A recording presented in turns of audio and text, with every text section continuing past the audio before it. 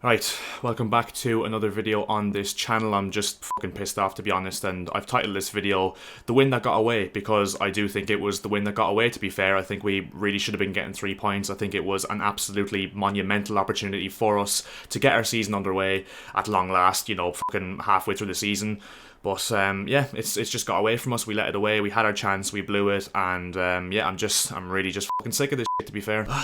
So we'll get into it, right? First of all, with the lineup, I was happy with the starting 11. It almost looked like what was a 4-2-3-1, but then as the game progressed, it almost looked more like a 4-2-4 with Felix and Havertz playing up top together, with obviously Enzo and Loftus-Cheek in the pivot, and Madueke and Mudryk on either side of the wings, which I was happy with, because I wanted to see, and pretty much every Chelsea fan wanted to see, that front four of Mudryk, Havertz, Madueke and João Felix, with obviously Enzo playing against at least someone with a little bit of technical ability in Ruben Loftus-Cheek, instead of fucking Conor Gallagher dancing around the place like a fucking giraffe. And you know what? It actually worked. It actually worked, because for the first even half an hour before West Ham scored their equalising goal, we were absolutely on top of the game. And obviously, me saying that we dominated the game for a third of the game is obviously not good enough. I'm not saying by any stretch of imagination that it is. I'm just saying that we absolutely, completely and utterly controlled the game, played some brilliant football. The goal to make it 1-0 from João Felix, absolutely world class from Enzo, with a brilliant ball over the top. And that's what we've been missing, a Cesc Fabregas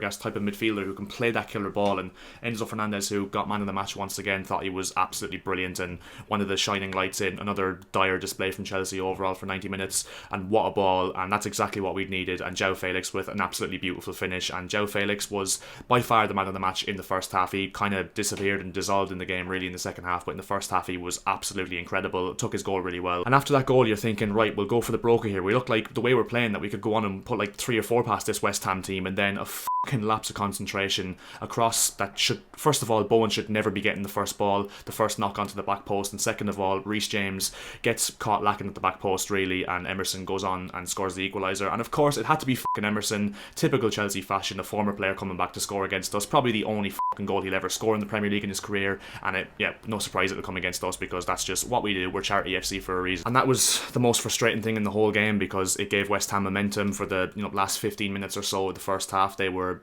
well back into the game. They had the fans on their side, because we really killed the atmosphere of the fans with that goal to make it 1-0. And even before West Ham scored, in between our goal and West Ham's goal, I thought we were brilliant once again, playing some absolutely quality football. The patterns of play were there, the movement off the ball was there, we were linking up really, really well up front.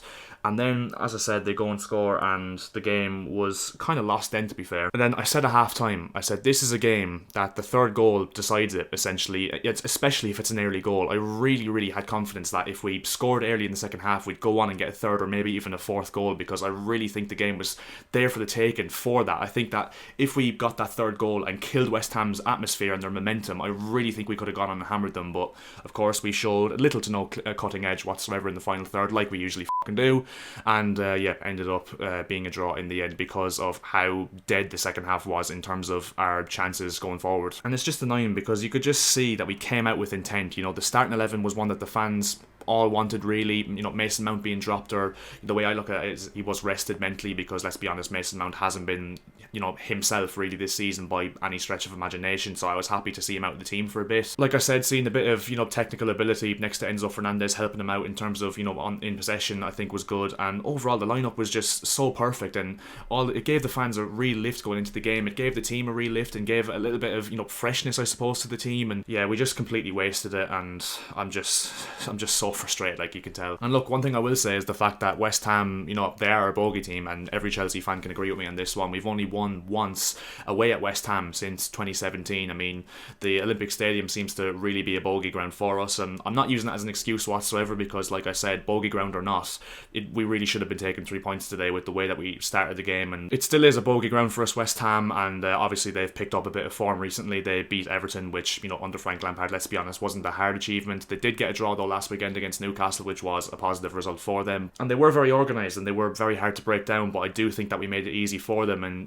it comes to a stage where we're like this in every single game, and how many times can you praise the opposition for being organised when we're always the ones that they are organised against or look organised against? But I'm not having this fucking admit that Mudryk played badly because he barely got the fucking ball, and whenever he did, I actually think he looked threatening, and I don't agree whatsoever with Graham Potter, taking him off. I think he really should have been given a chance with Chilwell down that left-hand side, because the reason Mudryk probably didn't get the ball is because Cucurella goes fucking backwards every time he gets the ball. And look, one thing I will say is I saw a clip that Cucurella did get booed by the away end when he came off, which I find absolutely disgraceful. He's clearly a player that's low on confidence at this moment in time, so what good do you clowns think booing him off the pitch is going to make for him? Like, I just don't understand how thick some people can be. It's quite clear he's struggling with confidence, and that's probably a reason why he's playing so poorly. Don't get me wrong, I'll be his biggest critic. I think he's been horrendous this season, but I would never boo him off the pitch for... He wasn't even horrendous today. It's just the fact he goes backwards all the time, which is very frustrating, yes, but I don't agree with it whatsoever. I think it's an absolutely stupid decision from our fans. I think it lacks complete and utter brain cells. And look, one thing I will say is we were denied of a complete and utter stonewall penalty in the last 5-10 minutes of the game. I mean, Thomas Souček decided to turn into the fucking goalkeeper. He decided he wanted to turn in net, Thomas Souček, and somehow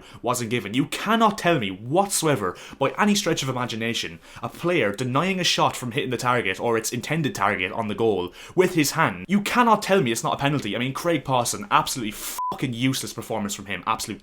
Don't get me wrong, I'm not one to blame the referees, and the referee wasn't the reason we drew today, because he, wasn't responsible for the performance from Chelsea, but he denied us an absolute stonewall penalty, which probably would have gone on to win us the game, and he was absolutely horrendous today, Craig Pawson. And yeah, that's the reason why it's so frustrating, because we saw what this team is capable of for the first half an hour, even a little bit longer of the game. We saw this team was very capable of tearing West Ham apart, and all it took was a lack of concentration, a cross that shouldn't have been let to the back post for Emerson to score, and that's the reason why this game went away from us, which is so fucking frustrating. And yeah, like I said, we disappeared and dissolved in the game, and to be fair, once Potter made the substitutions, I had no faith in that 11 players going on to win us the game. I mean, call me delusional, call me wrong, whatever, but I just have this feeling inside of me that we need to be winning games in the first hour of the game before any subs come on, because I have absolutely little to no faith in the substitutions we make. Conor Gallagher, even though I think he was actually okay today, not good enough whatsoever. Doesn't fill me with any confidence when he's on the pitch in the middle of the park. Hakim Ziyech, completely useless. I mean, he's one of the most one-dimensional footballers I've ever seen. Just happens to be really good at that one thing, which is obviously he's got a wand of a left foot, but we barely get to see it. He barely moves. He's not quick enough. He's not sharp enough. Mason Mount, I think people are being a little bit too harsh on. There's that one, chance where he could have put into the box for Ziyech, but he can't really see that, and most players' natural reaction is to cut it back for a player to run in on it, which I think was a smart decision, but Chelsea fans on Twitter are just absolutely brainless and will blame this whole defeat on him, even though he got about 2 touches of the ball. And yeah, like I said, it was a game that momentum was going to be the winning factor, and I fully believe still that if we got that third goal and made it 2-1, that we would have gone on and probably slapped up West Ham, to be fair, and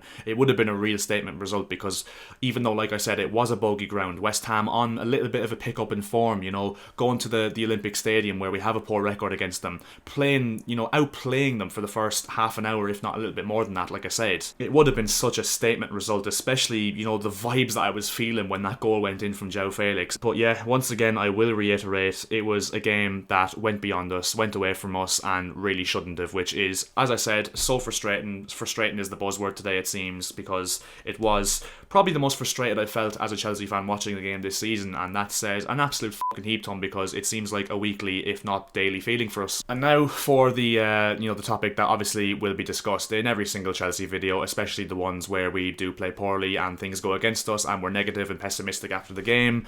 Do I think Graham Potter should be sacked? I'm still going to say no, because, and don't get me wrong, this is where a lot of people are getting mixed up with my opinion here. I'm not saying by any stretch of imagination that Graham Potter is 100% definitively going to be the man. I don't believe 100% that he is going to be the man, and to be quite honest, I am losing faith every single week that goes by, every result that goes against us. But I'm just going to give him a little bit of time. I'm just going to support him while I'm, still Potter in to a certain extent, I guess you could say. I still think, he's got 33 first team players to be dealing with. 2/3 of that team are not going to play, so that's 2/3 of the team that are going to be, pessimistic in their view towards Graham Potter that week. He's dealing with new players, obviously. obviously, like I said, Enzo, Felix, Mudryk, Madueke, Badiashile, all these players that are, coming in and having to gel straight away, even with the fact that, Cucurella, Sterling, Zakaria, Aubameyang, all these players from the summer as well, obviously still having to gel in as well because they've only been at the club 6 months, remember? And look, I've seen signs from the half an hour today especially, and first of all, before you brain-dead fools come in and go, oh, half an hour, it's a 90-minute match, I'm not saying we should back him purely on 30 minutes of football. I'm just saying we've seen signs from that 30-odd minutes, and in other games as well, that we can control games against very good teams, very organised teams, and we can play some very good football. And I just think that this team will click eventually, and I just want to be able to see if Graham Potter can, get a tune out of them when they click, and if we can get a bit of momentum going, because that's one thing we definitely don't have on our side at this moment in time, is a string of results to get us going, because like you see with Arsenal this season, like you see with Man United this season, like you see with Newcastle this season, once you get 2 or 3 results, it can really lead to a snowball effect in terms of a positive momentum, and I really want to see if Graham Potter can get that out of us when this team eventually does click in the next, hopefully, month or two. Yeah, that's my opinion on Graham Potter, but yeah, like I said, I am losing faith a little bit, I can't lie, and I do understand, why Chelsea fans do want him out and are getting very frustrated with him. I'm just saying, me personally, my opinion, I hope you respect it, that at this moment in time, I am not fully hounding the guy out. And yeah, I guess that's my opinion on this game. Sorry if this video has been really, really long. I just needed to rant, to be honest, because it's been a while since I've done a rant on this channel, and I just had to get every bit of frustration I have within me on this game and this performance and this result out of me, and yeah, just go on with the rest of my day like normal, to be fair. So yeah, if you did enjoy, leave a like on the video, it would be massively appreciated, and also if you can subscribe to the channel as well, that would also be massively appreciated, because we're looking to hit 2,000 subscribers as soon as possible, so every single one of you that does subscribe helps me massively in getting there as quick as possible. And yeah, I'll see you guys in my next video. We move on to Dortmund away during the week in the Champions League, then Southampton at home next weekend. Hopefully we can get a little bit of a bounce in these next 2 games and get a reaction on the back of this poor result, and yeah, I'll see you next time.